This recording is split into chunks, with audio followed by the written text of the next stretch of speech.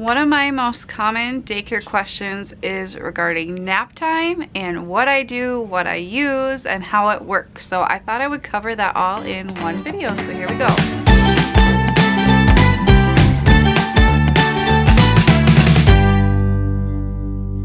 Hey guys, Sarah here from Work Life Glue, and today I'm back for another Daycare Day video where every Friday I do something daycare related. This summer I started a whole series that I do about once a month where I talked about products and items and routines, I guess you could say, for particular topics related to daycare. So I've done like an outdoor toys video, I've done an outdoor products video, I've done a diapering and potty video, and today I'm going to be doing a nap time video. I get questions all the time about what I use for naps, how it works, where do kids nap, that kind of thing. So I thought I would cover that all in this one video.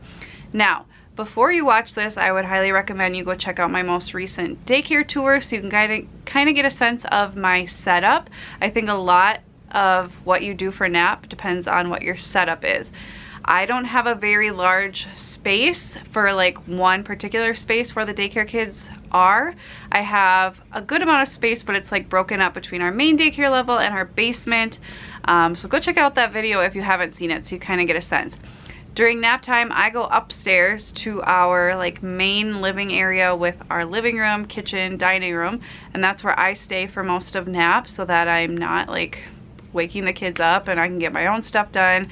And I'm like available to all the kids because I have some upstairs, some downstairs. So when it comes to actually like where the kids sleep, for all of my basically like 2 and up year olds, they just sleep in my main daycare space, and I will kind of show you what that looks like in a second. My infants will either sleep in, and I only have one at a time usually, so I only have one right now. They either sleep in our laundry room while they're getting on a good like nap routine, or they sleep in the basement, and I do that because they have a pack and play. That way the pack and play can just be set up all the time. I don't have to take it up and down and deal with all of that. And because, you know, a lot of babies will wake up and fuss for a second and then go back to sleep, so I don't want them waking up the other children. And if they wake up and they're like hungry and like screaming, crying, I can go get them and I'm not disturbing the other kids because they're not in the same room. So that's what I do for them. My own daughters sleep in their own rooms for nap. I did when my youngest, Bryony, who's now 1, when she was still a baby before I had other baby daycare child, she slept in the laundry room for her morning nap, and then her afternoon nap was up in her room. And I did that because I like when the babies are getting on that morning nap routine, I like them really close by, and our laundry room is right next to our main daycare area. So that's how I do it. Obviously, unless you have the exact same house and the exact same daycare group, you're probably not going to do it the exact same way as me, but that's how I do it. Now, when it comes to the 2 and up year olds in the main daycare space, what I do for them is they all have a bin. So that's why I'm sitting here, so you can see the bin system I use. I just have this IKEA unit, and I love, love, love these Shopko bins. I got this idea before I opened from one of my good daycare provider friends, and she recommended these from Shopko because they go on sale all the time. They're only a few dollars. They come in a bazillion different colors, and they have lasted so long, and they're the perfect size. So what I do is parents provide a sleeping bag or mat, any blanket that their child wants, and a lovey of some sort, and a pillow. But I would highly recommend ones like these where it's all in one. So there's a pillow, there's a mat, and then there's the blanket all rolled into one. I like that because it's more compact. It's easier to wash because it's all just one piece. It folds up really well into here, and then we're not like losing parts. But a lot of kids also have another blanket, and some have like a little doll or a lovey. Another version is this one. Very similar, just a different character. So this one's a Minnie Mouse, mat, pillow, roll it up. But I do have some who have just like a regular sleeping bag and a pillow, like a kid-sized pillow with a pillowcase. So that works too, and it all fits in here. You just gotta really shove it in and it works. So that's what I do for the kids. I wash them all, and I wash some, I do it on a rotation now, Tuesdays and Thursdays. Right after nap, I'll grab a couple of them and throw them in the wash. That way they're getting washed like every week and a half, and that way I can stay on top of it, and that way I don't have to do it like all on the weekend. I just have an alarm set on my phone for 3:05, like the kids are up, we're getting all our stuff put away, I just grab a couple, throw them in the wash, and then I dry them whenever I go to put something else in the wash. So it works out really, really well. I will also just link to a couple of those that I really like on Amazon that I can find for an affordable price in case you want to buy them for your daycare kids, or you're a mom watching this, or you want to, you know, send a link to your daycare parents for ideas for the mats. I just really like when they're all in one. Just some other ideas. I know a lot of people use cots, some that fold up kind of like a folding chair for, like, you know, the summertime camping folding chair. They fold up like that, or there's ones that are just flat and they put like a crib sheet over it or whatever. Those probably work great. I just absolutely do not have the space to keep them. I have thought about it for so long. There's just nowhere to put them. No matter what kind I use, I just don't have a place to put them. So that's why I do this system. What I've really wanted to do for a while, I just can't bite the bullet financially, is a trainer of mine told me about using just like the flat sleds that you use in the wintertime if you have snow in your area. They're just a flat sled with kind of like a lip on the outside, and you just lay those under the child. That way they're contained to an area, and if they pee, it's contained, because that's one of the things that drives me crazy. Most of the kids, if they do pee during nap, they're in a pull-up. I don't really have any like that right now, but some of the kids who are potty trained who don't wear pull-ups because they like never pee will randomly pee during nap, and then it's a mess. So any kid that still sometimes pees, I put on my black mats that I have down because it's a lot easier to clean than carpet. So that's something to keep in mind. So if you have a cot or something, that might work better too, or just like a plastic, those thick like kindergarten mats that kids use might work well too. I just don't have any experience using those. Okay, just to give you a sense of what it actually looks like during nap, I just recreated it because it is the weekend. I don't have any toys up there right now because I'm rotating out right now, and I sanitized a bunch that are up there. Anyway, this is what nap time looks like for my current group. I have 5 who sleep in here. I have 1 other infant, and then my 2 who sleep upstairs. So I currently have 8 daycare kids total, including my 2. So this is what I do. I have them all kind of separated like this. The ones who are kind of closer together, I put the bins in between them so they're not like looking at each other, making faces, talking to each other.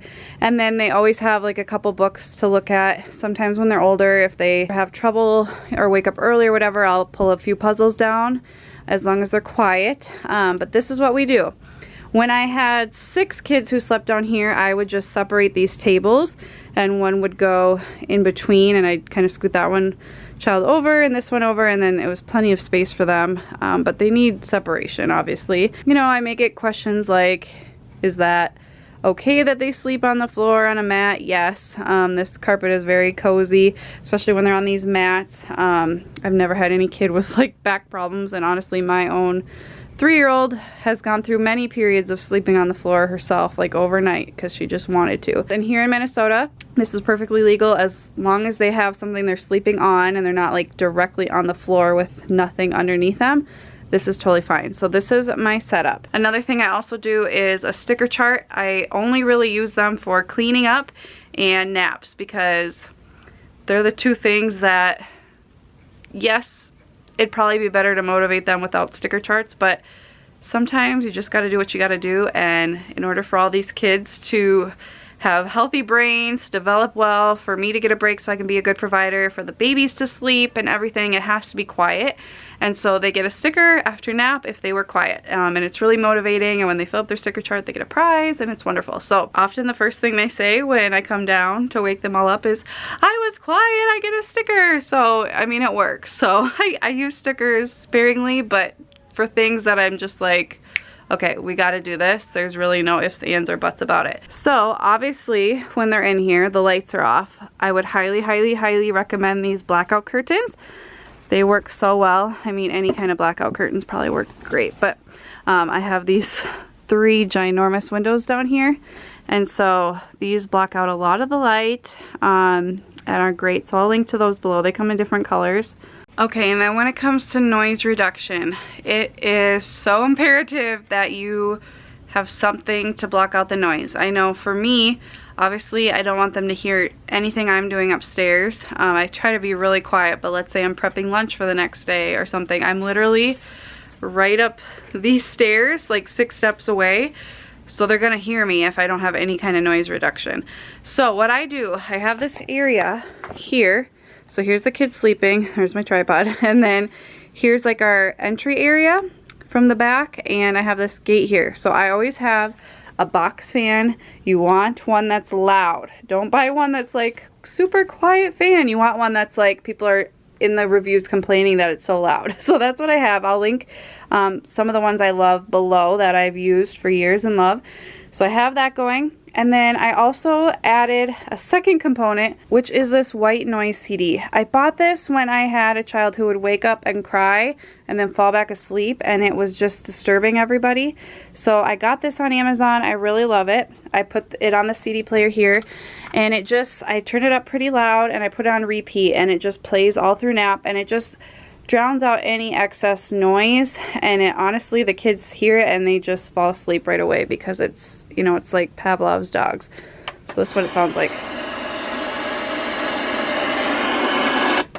So it's literally just like a second fan, but they both work really well together. That's why I do both. And I like it because if right now I have an infant who's in the next room, she often will cry before she falls asleep.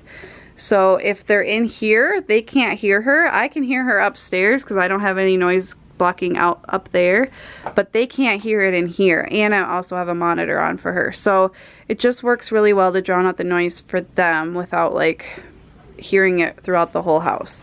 Okay, when it comes to monitors, I've tried lots of different things. I actually do a 2-prong system, I guess you could say. So the very first camera I use only in the daycare room, this room, to view the older kids is this FosCam security camera. And I actually use an app on my phone to monitor it. Now I like this because I can talk through it. So I often will, you know, I lay these kids down first, then I lay down my own because they're upstairs, and that way they're like, these kids are all settled, they're falling asleep, and then I go lay mine down upstairs. So I want to make sure the ones downstairs are behaving and not being loud and all that stuff. So if they're being loud while I'm getting mine down, I will talk to the camera and say, "Hey, Sally, no talking please," and then they're like, "Oh, the camera's talking to me," and then they go back to sleep. So I like that one because I can talk through it. I can move the camera around from my phone. Just a really good option for that. What I use for the rest of the kids is just like a baby monitor, which I'll show you. Okay, the other monitors I use, I have 4 of these summer infant, I think it's called InView. I don't remember for sure. I'll put it down below. I got 2 different sets of 2 with the actual monitor that you like view the cameras on because I just couldn't find them. Either couldn't find them sold separately, or it was way more expensive to buy them separately than to just buy it with the extra monitor. So it's like, well, if one breaks, then I have an extra. So I have 4. I have one in the laundry room when I have a baby that sleeps in there. I have one in the basement in case I move a kid down there, or if I have another baby sleeping down there. And then I have one in each of my girls' rooms. And I like that because I just can, it will scan from room to room on the monitor, which is really nice. But I cannot talk through it, and I cannot move the camera around from the monitor. You have to actually physically go in and move it. So I only like that for instances where, you know, I can see everyone from it, and I don't need to talk to them. Like a baby, I'm not going to be like, "Hey, go to sleep," you know, whereas for the bigger kids, I can do a reminder through it. So that's the system I use. I'll link all this below. And then I'll also link a blog post that I use to use the FosCam security camera as a baby monitor, so you know like what app to get and stuff like that, because it was super helpful for me, and they're pretty affordable, so I like that system a lot. Okay, and then when it comes to infants and 1-year-olds, when they're a daycare child, they sleep in some kind of pack and play or other brand. So this is my Graco one. I also have ones from Walmart, I'll link below, that are a lot more affordable. but this is one I had left over from our first daughter when she was a baby. So what I use for sheets, because Minnesota is super duper strict about crib sheets. I mean, the licensors will come and like yank on the corner to make sure that they don't fall off. And I was getting so paranoid. They can't be quilted. There's all these rules. And the only ones I could find that really worked for mine were quilted, but they stayed on, but we can't have quilted. So anyway, I ended up making my own, and I got this idea from another provider. So it actually is like a pillowcase for the pack and play mat. So it goes all the way around. I just actually bought like a set of sheets, and I cut them and I sewed them together, and then I added some iron-on or stick-on, I don't remember, washable Velcro so that they can Velcro together, and I just tuck them under the edge. And then I cut a little slit for this part so that I can, you know, go underneath and like clasp it down so that it's not stretching out, they're not pulling it up, that kind of thing. But that way, I mean, it doesn't matter how hard you pull it, but it's not gonna like come off because it literally wraps around the entire thing. So if I can find like a tutorial or something to that, I will link it below. But I'm not a sewer really, but it was pretty easy. You just cut a little bit bigger than your mat, sew around. You could either even do like iron-on, fusing tape, whatever it's called, and then put it inside out so that that's on the inside, and then you just slip it over, and it works really, really well, and it's white so I can bleach it. They're kind of a pain to put on, but that's the only thing I can do in Minnesota to feel like I'm not, you know, going against licensing, because they're so strict about it, and what might seem good to one licensor might not be good for the next. So I'd highly recommend that if you're at all worried about the sheets. Okay, so that's absolutely everything I could possibly think of to tell you guys about my nap time and how I do it, how it works, how I get them to be quiet. Like I said, I use a sticker chart and I talk through the monitor and move them somewhere else if they're being loud.